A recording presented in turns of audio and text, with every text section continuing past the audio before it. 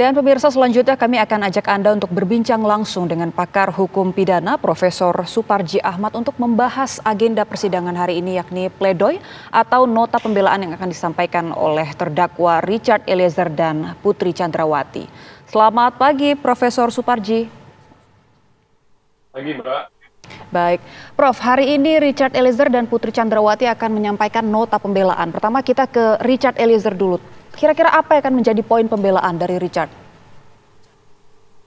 Ya, menurut saya ada beberapa poin penting yang akan bisa disampaikan dalam pledoi ini. Pertama, berkaitan dengan keberadaan Richard Eliezer sebagai seorang justice kolaborator.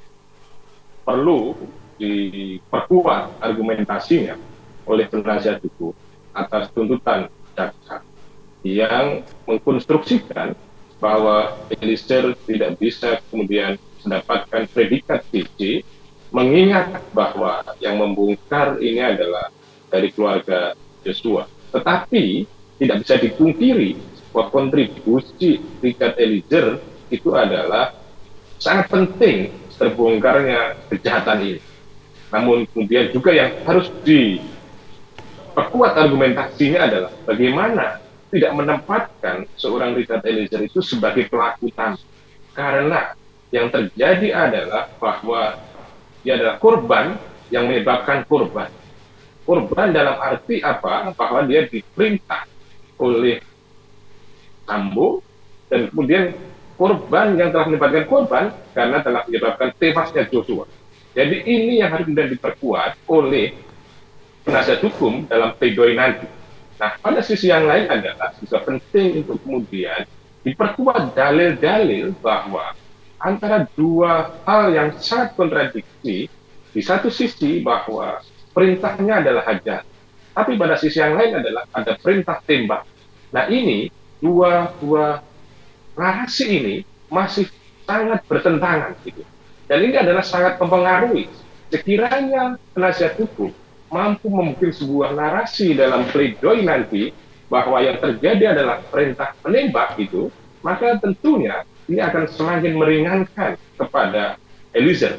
Nah, pada sisi yang lain juga sangat penting kemudian untuk dikritisi oleh Eliezer bahwa dia tidak punya niat jahat, tidak punya mens rea untuk melakukan pembunuhan. Sekali lagi, tidak ada niat jahat. Tetapi yang terjadi adalah semata-mata melaksanakan perintah atasan. Namun juga harus kemudian hati-hati mengkonstruksikan sebuah perintah atasan. Karena tidak serta-merta ini dijustifikasi sebagai sebuah perintah atasan, perintah jabatan, mengingat perintah itu adalah sebuah perintah yang di luar kewenangan, perintah itu adalah perintah yang melanggar hukum, sehingga tidak bisa dibenarkan untuk kemudian dilaksanakan. Jadi banyak hal menurut saya yang bisa dikonstruksikan sebagai sebuah materi dalam pledoi, namun demikian semuanya harus proporsional. Sekali lagi, dalam pandangan saya harus proporsional. Misalnya apa? Proporsionalitas adalah menempatkan tentang eksistensi perintah jabatan. Lalu tidak serta-merta ini adalah sebuah perintah jabatan yang kemudian ini bisa menghapuskan pidananya sebagai sebuah alasan pembenar. Karena faktanya adalah perintah adalah perintah yang kemudian bertentangan dengan hukum yang mestinya itu adalah kemudian bisa ditolak, bisa dihindari. Bagaimana Ricky itu juga berani menolak ketika diperintahkan untuk membackup Sambo ketika akan mengkonfirmasi kepada Joshua. Jadi proporsionalitas sangat penting dalam proses pembelaan sehingga itu nanti tidak sebagai sekedar sebuah pembelaan tanpa rasionalisasi. Nah, pada sisi yang lain juga soal proporsionalitas tentang JC ini juga penting. Apakah kemudian ini jaksa sama sekali tidak menghargai sikap kooperatif seorang Richard? Saya kira sangat menghormati. Karena apa? Karena tuntutan 12 tahun. Meskipun tuntutan tidak sesuai dengan kehendak dari terdakwa atau dari penasihat hukum.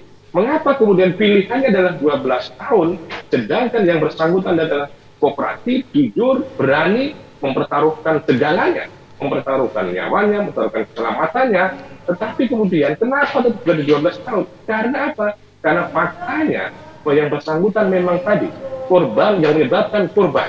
Nah, ini adalah sangat penting untuk kemudian menjadi sebuah narasi yang proporsional tadi itu. Nah, pada sisi yang lain juga penting menurut saya, dan ini adalah suatu hal yang sangat berharga, bagaimana penasihat hukum maupun kemudian terdakwa itu mampu membangun sebuah narasi kepada majelis hakim. Berarti adalah momentum yang sangat baik untuk orang berani berkata jujur, bahwa dengan adanya apresiasi, dengan adanya reward, dengan adanya insentif dalam putusan nanti, misalnya meringankan kepada seorang Richard, maka ini akan menjadi sebuah reward, menjadi sebuah insentif orang mengatakan jujur di masa akan datang. Karena apa? Karena pasca tuntutan ada sebuah narasi-narasi yang kemudian sangat kontradiksi. Misalnya apa? Mengatakan tidak ada gunanya jujur, tidak adanya kemudian berkata berani, dan sebagainya, karena toh juga dihukum juga. Saya kira itu adalah tidak proporsional. Oleh karenanya, perlu dibangun sebuah ilustrasi yang sangat realistis, rasional, bahwa ini adalah momentum yang baik untuk kemudian menghargai orang yang berani berkata jujur. Meskipun ini adalah terlambat. Karena apa? Karena di awal terbangun sebuah skenario yang dibangun oleh Ferdy Sambo bahwa Richard membenarkan untuk kemudian membangun sebuah narasi tembak-menembak, tapi pada akhirnya dia berani berkata jujur. Namun, meskipun terlambat, tetap harus diapresiasi. Jangan sampai kita melihat pada kasus ini semata-mata kasus 5 orang terdakwa, tetapi adalah lebih besar dari itu adalah momentum penegakan hukum di masa akan datang. Orang untuk berani berkata jujur, berani berkata apa adanya, karena ada sebuah apresiasi dari penegak hukum. Namun juga tidak bisa serta-merta kemudian dikualifikasi untuk kemudian ini sebagai sebuah alasan yang membebaskan, kemudian melepaskan, atau kemudian meringankan ketika dia menjadi pelaku utama. Karena nanti orang akan melakukan sebuah kejahatan, terus kemudian dia akan ngaku, terus kemudian supaya dapat kebebasan. Jadi harus, kan sama juga kontraproduktif, ya kan apa? Kalau ini menjadi sebuah sikap yang permisif, terus kemudian dia melakukan kejahatan, terus kemudian ngaku, terus kemudian dia dibebaskan. Saya kira juga tidak serta-merta seperti itu. Jadi, poin saya Mbak, bahwa bagaimana materi-materi yang sangat baik ini dalam sebuah pembelaan ini nanti, yang begitu potensial, bisa melepaskan, bisa membebaskan maksud saya, dan meringankan kepada Eliezer, itu dikonstruksikan dengan proporsional. Supaya kemudian majelis hakim juga rasional.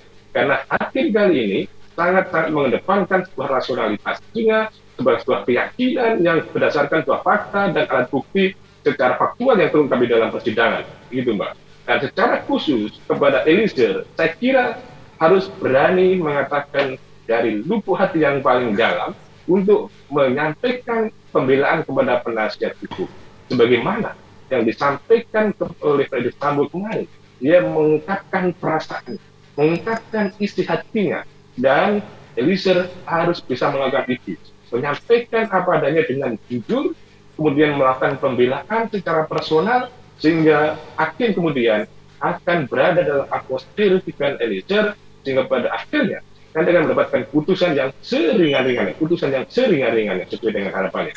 Itu Mbak. Baik, Prof. Suparji, ini kan kalau kita dengarkan tadi penjelasan dari Prof, sebenarnya poin-poin yang meringankan ini mulai dari justice kolaborator, kemudian Richard juga tidak punya niatan atau tidak menghendaki penembakan ini. Ini sebenarnya kan bukan hal baru, ini juga sudah disampaikan Richard pada persidangan sebelumnya. Nah, sebenarnya bagaimana terdakwa Richard maupun penasehat hukumnya ini bisa menarasikan hal tersebut agar bisa meyakinkan hakim? Nah, ini dijawab sesaat lagi ya Prof, usai jeda.